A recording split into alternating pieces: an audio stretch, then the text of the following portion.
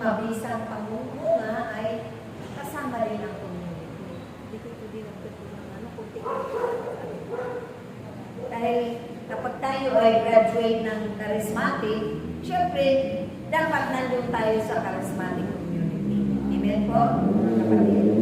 Dahil naroon yung hahanapin natin yung charismatic community. Isang mabisang pamumuno upang lumago ang kailangan. Siyempre, community, kailangan natin yan. Katulad nito, charismatic community.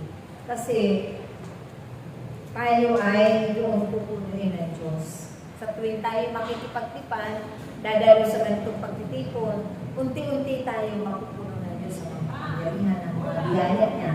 Katulad ng mga biyaya na pagsasalita sa iba't ibang wika, interpretation, pagpapaliwanag, at pagpupuno ng taon at katalinuhan. Kaya sa pagtitipan natin, doon tayo pupunin ng Diyos. Ganon din ang sakramento. Ito ang magiging yung pagsimba, yung pangumpisal, yung pangungunyon, magiging kapunuan ninyo kasi malilinis tayo lagi ang buong kataon natin.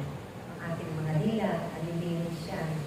Ang ating Panginoon. At ubusan na tayo ay laging mananalangin.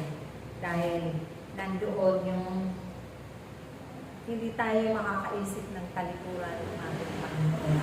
Dahil naaano tayo palagi, napupuno ng mga biyaya ng Espiritu Santo. At yun, kapag tayo